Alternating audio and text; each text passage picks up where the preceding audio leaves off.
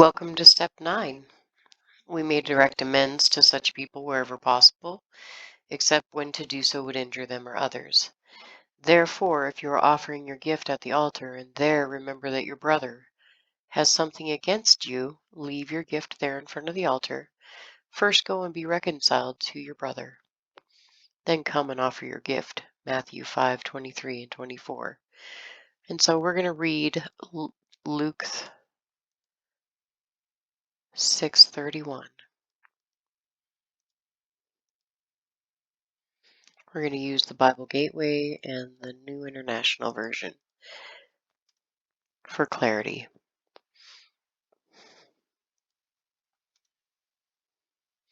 Do to others as you would have them do to you. And so it is Jesus speaking. I'm going to have you write a letter to each person or entity you identified in step 8, and then you'll share the letters with your sponsor before, this is really important, before you share them with the entity or person that needs to be forgiven. Matthew 5:9.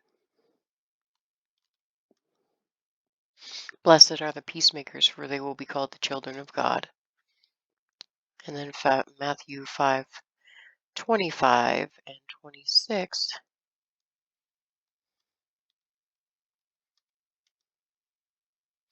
Settle matters quickly with your adversary who is taking you to court. Do it while you're still together on the way, or your adversary may hand you over to the judge, and the judge may hand you over to the officer, and you may be thrown into prison. Truly, I tell you, you will not get out until you've paid every last penny. Your sponsor will help you correct anything and remove character defects that arise, because this is about taking accountability and doing something different.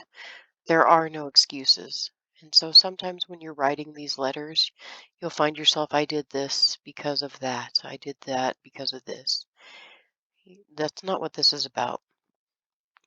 And so one of the examples on my 8th step was my mother. And so I would simply say, I stole from you. And what I did was wrong, and it caused a great divide between us. I would not say something of the effect of, I'm sorry I stole from you because I wanted drugs, you know, and that was the only way I could get it. Proverbs 16:6 and 7.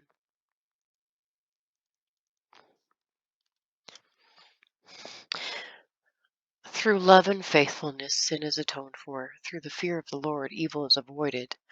When the Lord takes pleasure in anyone's way, he causes their enemies to make peace with them. Sometimes monetary amends are necessary for wrongs we have committed. Sometimes it's necessary to turn ourselves in to the authorities in another state if we have an outstanding warrant. The purpose is not to punish ourselves in recovery. It is to ensure the integrity of any life that we build in recovery. The past will never be able to knock down your new life. Ezekiel 33:14 through 16. Also, it doesn't feel very good to be looking over your shoulder all the time. And if I say to a wicked person, you will surely die, but they turn away from their sin and do what is just and right, if they give back what they have took in pledge for a loan, return what they have stolen, follow the decrees that gave life, and do no evil, that person will surely live, and they will not die. None of the sins that person has committed will be remembered against them. They have done what is just and right and will surely live. Obviously, this is an Old Testament, but it still applies today because why? Because Jesus came to fulfill the law and the prophets, not to abolish them. You must wait to give these amends verbally until the time is right. And so while we're writing letters, we're basically just putting together in our head what we will say to these people. Um, we're not going to actually send the letter in most cases, unless, of course, you have an entity that you must send the letter. I must wait to give these verbally until the time is right or an opportunity presents itself. And so there was somebody on my amends list, and I ran into them at the gas station. And unfortunately, as awkward as that is where I had to make my amends. In fact, the first time I was too embarrassed to make my amends, and then the second time it was just a God thing, obviously, so I had to make the amends. So that looks like this. The person you want to give amends to walks by in the grocery store, haha, and doesn't even recognize you.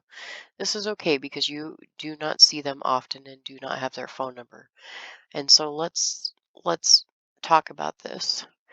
The reason why it was okay to do this at the grocery store is because you do not see them and you do not know their phone number. You have no idea how to get in contact with them. You call an old friend that you've never used with before, and so that is very important. If you were calling an old friend, make sure that you've never used with them before and ask them out to coffee. If they accept, you take the opportunity to tell them the changes you've made in recovery and give your amends. This can look very different. Some of us have burned the bridge so hard that oftentimes all you're going to get is that one phone call. And oftentimes you have to start out and tell them tell them, look, I'm in recovery now, and I don't expect you to believe me because of the things I've done in the past. But I want to tell you these are the changes that I've made, and would you come out to coffee with me so that we could talk? This is definitely not somebody who's still actively using.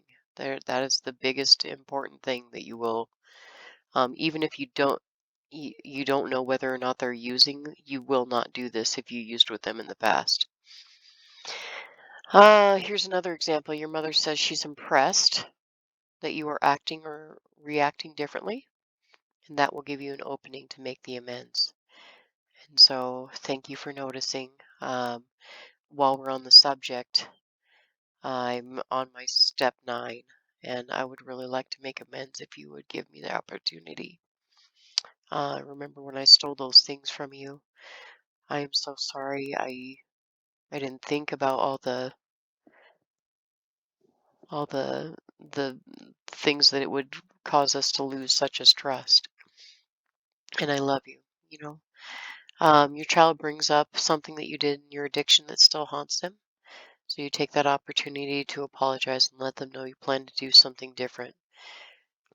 And then make sure that you know that's your living amends. And so you'll hear people talk about living amends quite often. And so there are certain things that I just do not do in this life of recovery, because I did not do them right in my life of addiction. And I never want the same results to happen ever again. Always ask that person if there's anything that you can do to make things right, and either accept the task or tell them that you will pray about it and get back to them. And so let's say with somebody who you're out there in the grocery store with somebody, let's use one of my examples. I'm out there at the gas station with somebody who I assaulted in jail. And they say, uh, sure, you seem to be all right person. Will you give me a ride to a bad part of town? I'm probably not going to accept that. I'm going to tell them I'm sorry, I just can't do that. Let's say that you call the old friend that you've never used with before, and they accept your opportunity to take them out to coffee, and they say something like, well, you could pay back the $20 that I gave you while you're out to coffee. You could pay back the $20 that I gave you a long time ago. That would really help me out. And so I would tell them, let me pray about that, and I will get back to you.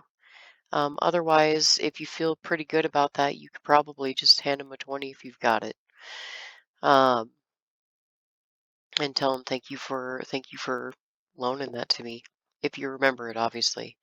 Let's say your mother says, "Well, thank you for apologizing for stealing those items from me, but Some of those things were um, irreplaceable, but you could make it up to me by making some sort of pottery or something with her.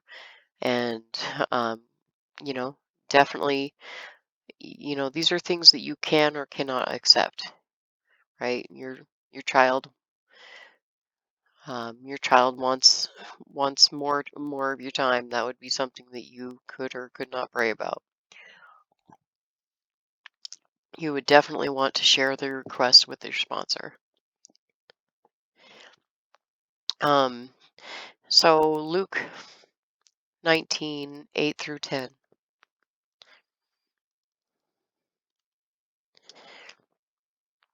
But Zacchaeus stood up and said to the Lord, Look here, Lord.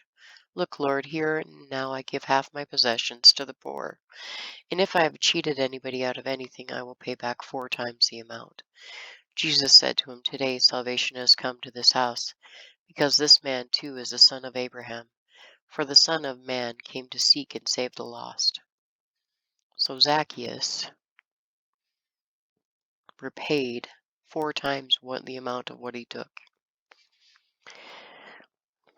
People are not obligated to accept your amends. This usually never happens in our heads when we're going through it. This this is not very easy to plan for, but it is very important to know that sometimes they will just say, "No, you've hurt me too much, and I will not accept your apology." Just tell them that you can respect that and leave it at that, or walk away, knowing that your presence may cause them pain. But don't stop there. Pray for them. Pray for them. Pray for them. Sometimes they will say whatever, or we will see, or time will tell. And those are very cruel things to say. Um, Tell them that it's a fair statement and add them to your living amends. So um, I now live this certain lifestyle that I never drink. I don't go in the bars, and it's because when I drink, I turn into a Jekyll and Hyde, and I ruin friendships. And this person is an example. Change the subject if they allow you to. Excuse yourself politely or to regroup if they do not. So change the subject if they allow you to. So if this is somebody who is in your life on a daily basis, such as one of your children or your mother or your brother or your aunt or uncle, somebody that you are basically forced to be in their presence, you would change the subject. Um, And if they refuse to allow you to change the subject, you would excuse yourself politely and regroup if they do not allow it. And so you do not need to be held hostage in painful situations just because that is not an amends that we are asking you to make. That does not make amends. Bad things happening to you now does not make amends for bad things that you did in the past. Romans 12:18.